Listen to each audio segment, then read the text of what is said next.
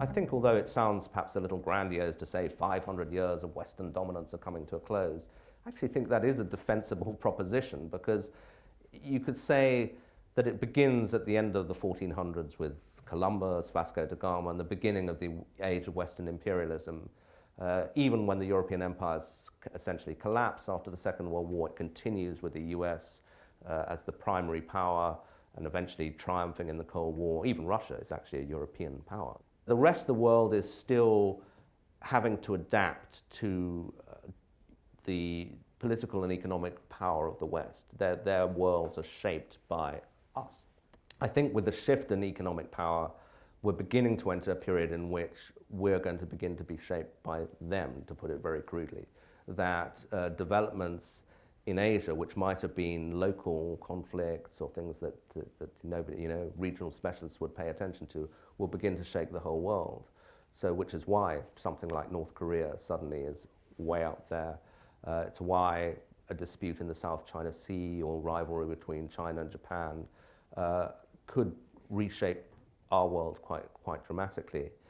But also, even if it's short of arguments about war and peace, and let's hope that the nuclear peace holds and that nuclear powers don't go to war, and that's all fine, the economic weight and the economic power of China and of the other rising Asian powers is more and more evident, so that you could almost interpret Brexit as possibly wrong-headed, but still an adaptation to this new world, because a lot of the rhetoric in the UK was, look, Europe's no longer the center of the global economy, the rising powers are China and India, that's where the future is, and that's what Britain should be doing. And indeed, you can see, although the Brits have not been very successful in trading with Asia, despite the rhetoric, Germany's largest trading partner is now China, not the United States.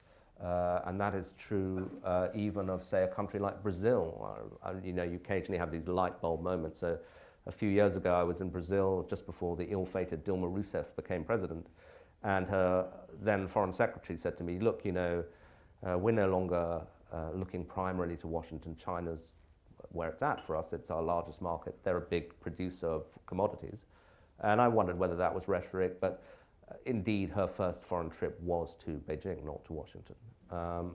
And in Africa, as well as the Americas, Africa particularly, actually, the surge of Chinese investment, now followed increasingly by the Indians and the Japanese, has changed literally changed the landscape, but it's also changed the range of geopolitical choices. And that, again, is a sign of how the world's changing, because if you think back to the history of Africa, first it's shaped by European colonialism, then in the Cold War, it's a battleground, amongst other things, it's a battleground in the Cold War. You have wars in Angola and Mozambique, which are proxy wars between the US and the USSR. But now, if there's a sort of struggle for influence, it's really between the rising Asian powers and the slightly declining Western powers who are beginning to scratch their heads about what's happened here. We no longer have all the clout and the power that we were used to.